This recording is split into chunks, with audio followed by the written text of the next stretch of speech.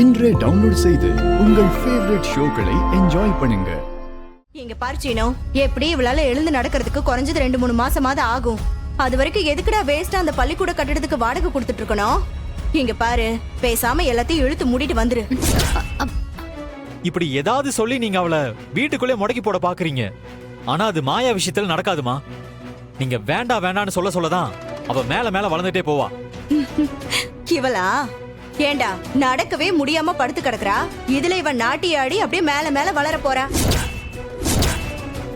இங்க பாரு, உண்மையை புரிஞ்சுக்கிட்டு எல்லாத்தையும் மூட்டை கட்டி வச்சுக்கிட்டு ஒழுங்கா வீட்டுல இருந்து உடம்பு குணமானதும் வீட்டுல இருக்கிற வேலை என்னமோ அதை பார்க்க சொல்லு. என் பேச்ச மீறி நான் டான்ஸ் ஆடுவேன், பள்ளிக்கூடம் போவேன்னு சொல்லி போனேன்னு வச்சுக்கோ, இதை விட பெரிய அடியா விழுந்தா தூக்கி விட கூட யாரும் இருக்க மாட்டாங்க. அண்ணனும் எவ்வளவு நாள் தான் உங்களுக்கு உதவி பண்ணிட்டு இருப்பாரு. உன் தலையெழுத்து இதுதானு அவரு ஒதுங்கிடுவாரு. அம்மா, நீ முதல்ல கிளம்புமா. சாபம் கொடுக்கற மாதிரி ஏதாவது சொல்லிக்கிட்டே இருக்க. ஏய், எனக்கு என்னடா, நான் சொல்ல வேண்டியதை சொல்லிட்டேன். அதுக்கப்புறம் உங்க பாடு. போமா. ஐயோ அம்மா, ஐயோ அம்மா, அம்மா, ஐயோ அம்மா, என்னாச்சுமா? எந்திரிமா. தூக்குடா தூக்குடா. பாத்து. அம்மா, ஐயோ அம்மா. என்னம்மா, பாத்து போக மாட்டியாமா? அத்த, அடி எதுவும் படலையே. என்னடி, எனக்கு அடி வேற படணுமா உனக்கு? சொன்ன தேதியில சொன்ன நேரத்துல போட்டி நடக்கணும்னு உங்களை கேட்டுக்கதான் நான் பஞ்சாயத்தை கூட்டியிருக்கேன்.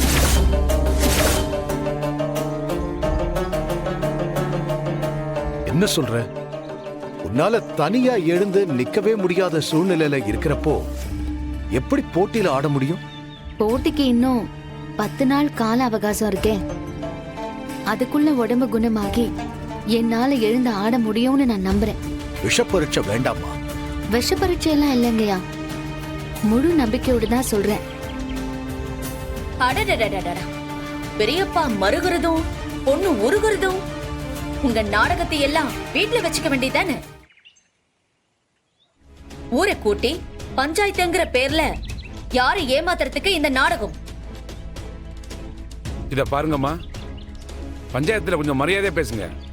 ஏதோ வாயில வந்தபடி உங்க இஷ்டத்துக்கெல்லாம் பேசக்கூடாது. நான் உண்மையை சொன்னா உங்களுக்கு ஏன் இவ்வளவு கோபம் வருது? எது உண்மை? பஞ்சாயத்துல யாரும் உறவு முறையில பேசிக்கிட்டு இருக்கல. எல்லாமே நியாயப்படிதான் நடந்துகிட்டு இருக்கு.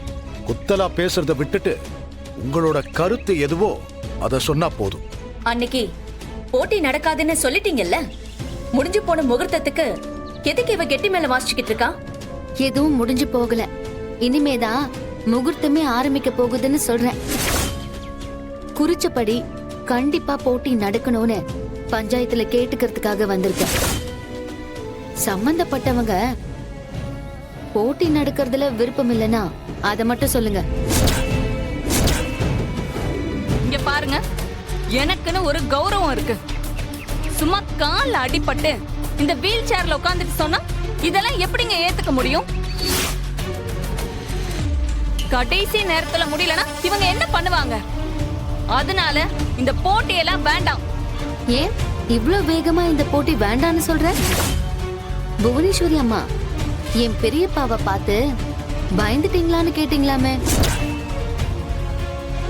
இப்ப பார்த்தா உங்க அக்கா பொண்ணுதான் ரொம்ப பயந்து போயிருக்காங்க போல. அடிபட்ட நானே ஆடுவேன், போட்டியை நடத்துங்கன்னு சொல்றேன். ஆனா எனக்கு அடிபட்டு இருக்கிறத சாக்கா வச்சுக்கிட்டு இவங்க போட்டியில இருந்து எஸ்கேப் ஆக பாக்குறாங்க. சரியா சொன்ன மாயா. உனக்கு இப்படி ஆனத காரணமா காட்டி சும்மா மேடையில வந்து ஆடிட்டு போலான்னு பார்த்திருக்காங்க. இப்ப நீ வந்து திடீர்னு போட்டி வைக்கலாம்னு சொல்லிட்டியா? அதான் பாவம், போட்டிக்கு பயந்துட்டாங்க போல இருக்கு. ஏய், இந்த பயம்ங்கிறது இந்த அருந்ததி கிட்ட கிடையாது. இந்த போட்டியை வச்சுக்கலாம். உன்னை ஆட வச்சு ஏற்கனவே உடைஞ்ச உன்னோட காலை இன்னும் உடைக்கிறேன்.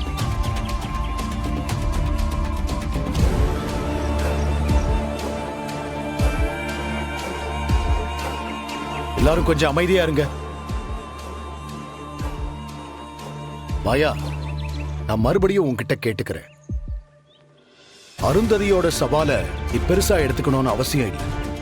நீ கவரிமான் பரம்பரையில பிறந்தவதான்னு யாருக்கும் நிரூபிக்க வேண்டிய அவசியமும் இல்லை. உன்னால போட்டியில கலந்துக்க முடியுமா இல்லையான்னு யோசிச்சு சொல்லு. ஐயா, யோசிக்கிறதுக்கு எதுவுமே இல்ல. போட்டி நடக்கணும்னு நீங்க உத்தரவு கொடுக்கணும். 2 போட்டியாளர்களுமே போட்டியில கலந்துக்க தயாரா இருக்கிறதுனால இந்த போட்டி சொன்ன தேதியில நடக்கும். என்ன ரகு, இவதான் குழந்தைத்தனமா சொல்லிட்டு வந்திருக்கான்னா, பஞ்சாயத்து தலைவரா நீ எப்படிப்பா இதுக்கு ஒத்துக்கிட்ட? இந்த டான்ஸ் போட்டியெல்லாம் வேண்டாம், இதெல்லாம் சரி வராதுன்னு நீ பிடிவாதமா சொல்லிட்டு வந்திருக்க கூடாது. இல்லம்மா, பஞ்சாயத்துல மாயா இதத்தான் சொல்ல போறான்னு எனக்கு தெரியாது. ஆனா மாயா பிடிவாதமா நான் ஆடியே தீர்வேன்னு சொல்லும்போது அங்க அவளை என் பொண்ணா பார்க்க முடியாதுல்ல. சரிப்பா, ஒரு தலைவரா கூட உன்னால எப்படிமா ஆட முடியும்னு நீ போட்டியை தவிர்த்திருக்கலாம்லப்பா. உங்க பேத்தி தான் பிடிவாதமா இருந்தா. அதோட இவ ஆடுறேன்னு சொன்னதும் புவனா அருந்ததியுமே சந்தோஷப்பட்டு போட்டிக்கு நாங்க தயார்னு சொன்னாங்க. ஆனா அந்த இடத்துல ஒரு அப்பாவா என்னால இவளை விட்டு கொடுக்க முடியல. இவளே நம்பிக்கையோடு சொல்றப்போ நானும் சரின்னு சொல்லிட்டேன்.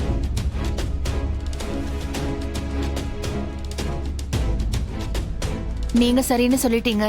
ஆனா இந்த நிலைமையில மாயாவால ஆட முடியணும்ல. புரியுது ஜானகி. மாயா, நான் ஒரு அப்பாவா கேக்குறேன். உன்னோட கால்ல அடிபட்டு நிக்க கூட முடியாத நிலைமையில தானே நீ இருக்க. நடக்கவே 1 மாசம் ஆகும்னு டாக்டர் சொல்லிருக்காரு. உன்னால எப்படி ஆட முடியும் சொல்லு? இப்ப கூட ஒண்ணு கெட்டு போயிடல மாயா. போட்டியிலா வேணான்னு நான் அவங்கள கூப்பிட்டு சொல்லிடுறேன்.